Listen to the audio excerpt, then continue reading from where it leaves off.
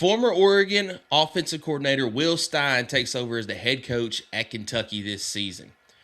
Will his offensive-minded approach be a positive for Kentucky going forward? And how will their 2026 season look like? Will it be a big jump from what we have seen? Or will this be a gradual increase? Or could it be a decrease for Kentucky? Find out our thoughts next on the Fanatics Show.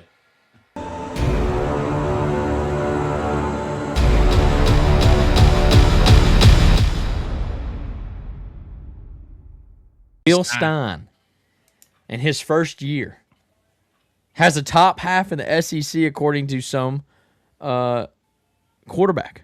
Okay, so they're dangerous. Got to watch out for them. I cannot believe you said that with a straight face. I mean, can't believe you didn't sense the sarcasm there. All right. Here's what I will say about Kentucky. What are we saying here? I mean, I'm a Bama hater more than anybody, but I just, you know what? Hell yeah! I love it, dude. Let's go. Bama here's what I will say about Kentucky. Is crazy, bro. I'm sorry. I do like Will Stein. I think he's going to change the culture at Kentucky, but that culture is going to be changed from 4-8, 5-7 to maybe 7-5, 8-4 on a good year type deal. It's not going to be a 10-win season anytime soon for Kentucky, and that might not happen in our lifetime, but we'll see. We'll see where they're at. It has happened, but it was when a wide receiver was quarterback. Yeah, and it's whenever the SEC, especially the the SEC East, we still was at its absolute lowest, and yes, we still beat them. We still beat them in their best seasons. Yeah. All right, I'll go ahead and go. I'm gonna be quick. Youngstown State, I just don't think they have the horses, man. I'm joking. I do think Kentucky will pull out a dub in week 1. And in come the Kentucky fans. Well, I mean, they could be overlooking them, bro. They could be thinking about Alabama. I mean, you got to think. They're 100% through fall camp prepared for Alabama. They do not care about Youngstown State. But no, Alabama, man, that is a crazy game to have in week 2. I don't know what Alabama is going to look like. I do think Kentucky, in a weird way, plays the better competition harder. Like against Georgia, against Alabama. They don't play Tennessee that well. But like against some stiffer competition, Kentucky does typically play better. But they can never finish the game. So for that reason, Alabama wins. Yeah, pretty easily. At Texas A&M. Buddy, that's brutal. Start to the season. That is brutal. I mean, just after getting mollywatched by Alabama, oh, don't worry, you just got to travel to College Station the very next week.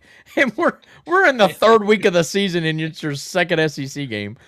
But that's what happens when you have a non-conference rival. Like they have to play Louisville at the end of the year. So, yeah, A&M not seeing it. A&M is going to be a solid team again this year. But they do have South Alabama. That'll be a good pick-me-up game for them. I think they start out the season 2-2 going into October. Let's see. At South Carolina. Ooh. Interesting. This is a solid matchup. I ain't even going to lie. Because like you said, Beamer ball, Kentucky. This is one of their few opportunities. I feel like this game right here is the biggest swing game for both of these teams for the rest of their season. I agree with that. I don't know why, but I think I like Will Stein more than Beamer. But I think Beamer's got the better players. So it's going to bite me in the butt. But I'm going to give Kentucky the win against South Carolina because I'm not going to give them much more than that. And I hate that South Carolina is kind of like my fall team here. I don't really mean that, but honestly, I don't like Beamer. So maybe I do mind it. I don't know. Whatever. LSU, though, right afterwards, you do host them. And maybe you can even make it a good game. I just don't think you're going to win it. So hard L there. At Oklahoma, man, John Mateer is a decent quarterback. Their defense is nasty. I don't see Kentucky scoring more than 13 points against Oklahoma. I think Oklahoma's going to scrap their way to like a 27. 24, 27. Yep, 13 type game. So give me Oklahoma on that one. Vanderbilt, another good matchup here. I don't think Vanderbilt's going to be as good, obviously, without Diego Pavia. I wonder how they look, actually, with the first-year quarterback. A solid quarterback, 5-star. I think he's going to be good, but he's only going to be as good as I think Vanderbilt's offensive line and whatnot is going to allow him to be. And I know that offensive line got overhauled. So,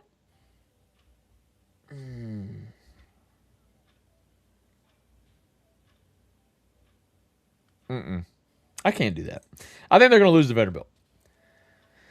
At Tennessee, without a doubt, like it's going to be a blowout. Florida. Oh, Florida. Yeah, Florida.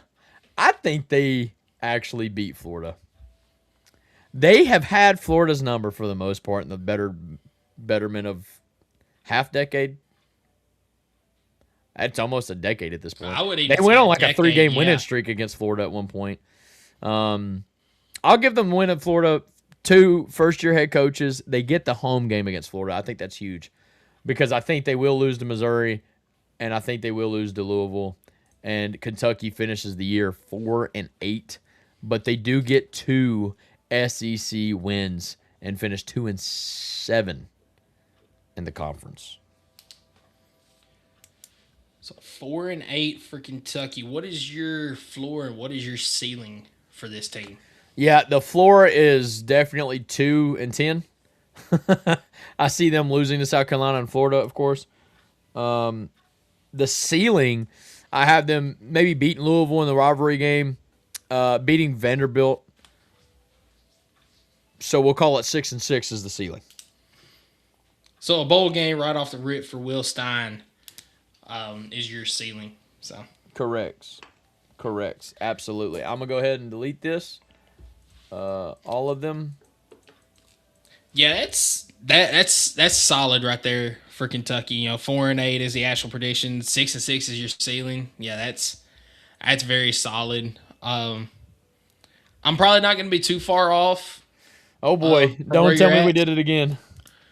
Youngstown State, as you mentioned, that's going to be a win for Kentucky right off the rip. I think this is going to be a good chance for Kentucky fans to see what the offense is going to look like, see how many points they can score against Youngstown State, to give them all sorts of false hope going into Alabama that they're just going to get absolutely stomped by in Lexington. Start off the season 1-1, and then you go to College Station as your reward right after that. It's going to be a rough start to the season if you are Will Stein in Kentucky. I'm going to go with the loss there, Texas A&M. South Alabama, sneaky good They team. are a good team, bro. But I do think that Kentucky is going to be good enough to get a win in that game. Starting off the same as you, Skylar, going 2-2 at the start of the season. I already mentioned this South Carolina game is going to be the swing game for both of these teams as far as how the rest of their season is going to go. And I think Kentucky is catching this game in a great spot. South Carolina start to the season. They get Kent State, Towson, and then Mississippi State to start the season. Then they travel to Tuscaloosa to play against Alabama. So South Carolina is getting the University of Alabama. Kentucky gets South Alabama before they play each other. South Carolina does get the game at home, but man, coming off of that game against Alabama, Yeah, you're right.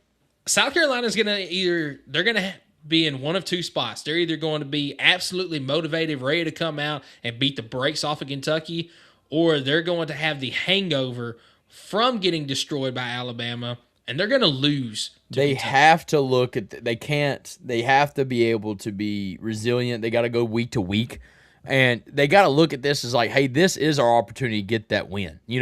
In the SEC, unfortunately, there is a strong drop-off between that first and second tier of teams and then that third and fourth tier of teams in the SEC. And so when they get that chance to play another 3 or 4 tier team in the SEC, they better take advantage of it because that season's going to get sideways real quick if they don't win those games. That goes for Tennessee too, man. If you don't win the games you're supposed to win, it's going to get sideways in a hurry.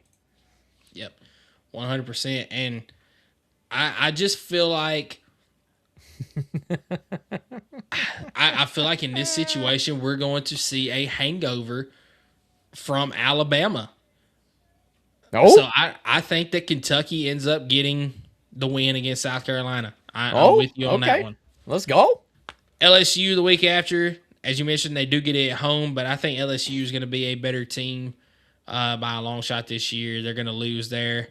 On the road against Oklahoma. On the road again. I'm completely with you on this one. I think that Oklahoma is going to absolutely choke out Kentucky in this game. Kentucky's going to score somewhere around 13, maybe 17 points. And then Oklahoma's going to sneak in and get around 24, 27, maybe up to 30 to win this game. So a loss there. A Vanderbilt game is going to be an intriguing one as well.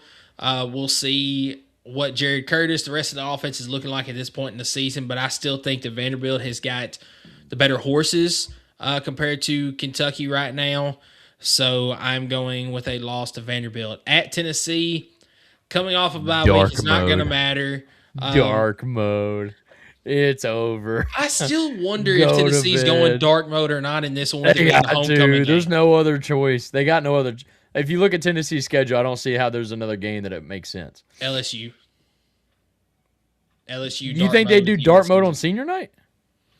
I feel like that they would go dark mode on senior night before they do on homecoming, even if it is Kentucky. Maybe. I feel like those are the two games that I got something I want to point out that I don't think you've even noticed in this schedule, but I want you to finish first. And then I think maybe it applies to why Kentucky will not have a decent season this year. Okay. But at Tennessee, that's going to be a loss. Florida. This is, I think of the final three games, it's their best chance. I don't know, Louisville maybe, but I think that's their best chances against Florida. I'm going to go with a win against Florida because I trust Will Stein more than I do John Summerall. There's no way we did it again. This is at Missouri. There's no way. I think that's going to be a loss as well. Yep. Louisville at home. All right. This is to determine if we're the same on two teams in a row. And we've never done this before. I got to be honest. Louisville at home. Just to be different, I'm going to go with them beating Louisville at the end of the season. Just to be different. That's crazy. So we did it. I hate that you're doing it just to be different, but I could absolutely see it happening too. I think okay, as long as you believe it. Like I don't want you to. Louisville towards the end of the season here lately, they've kind of fallen off. They've had a chance here in the last couple of years to be that team to compete in the ACC title game, give themselves a shot at the college football playoffs, and they just choke it away at the end of the season. Now, I give them credit. They've taken care of business against Kentucky in the last couple of seasons, whenever that's been the case, but they've just choked it away before then. I think that Kentucky, with a offense that actually has some life in it, could come out and beat Louisville in this rivalry game, especially with it being at home. So I've got Kentucky going 5-7 this season. I'm with you on the floor, though. It's absolutely 2-10. They win against Youngstown State and then South Carolina, and then lose every other game on their schedule. They go into it. Is coach getting fired first year? Will Stein? Or is the first year firings of head coaches a thing of the old? I don't think it's a thing of the old yet, but I think at Kentucky it wouldn't happen. They can't fire their old they're a steady Eddie and then in the first year fire their replacement, right? There's no shot. I don't see that happening. As far as the ceiling goes for this team, I still think that the first four games they go exactly the same. I would say Vanderbilt? A win over Vanderbilt, possibly, very possibly a win over Missouri, but that's stretching. That's pretty much it. I mean, it's 5-7. That is 6-6. stretching. I'm gonna go 6-6. I don't see them going 7-5 in year one under Will Stein. So I'm gonna say 6-6. You win one of Vanderbilt or Missouri in this one. So, hey, based on my record prediction for this season, you're pretty close to the ceiling already, going at 5-7. If 6-6 is the ceiling for this team, so I mean, it could be a decent year for Will Stein. Leaves you some to build upon, but I think it's still going to be a long road for Will Stein at Kentucky. There's a tissue for my Kentucky fans. No, I'm joking, man. It does take time to build a program, Jade. I agree with that, but not near as long. Within a year or two, if you're not on an upward trajectory with the way the transfer portal is and the way you can literally overhaul a roster within an offseason, the excuses of it takes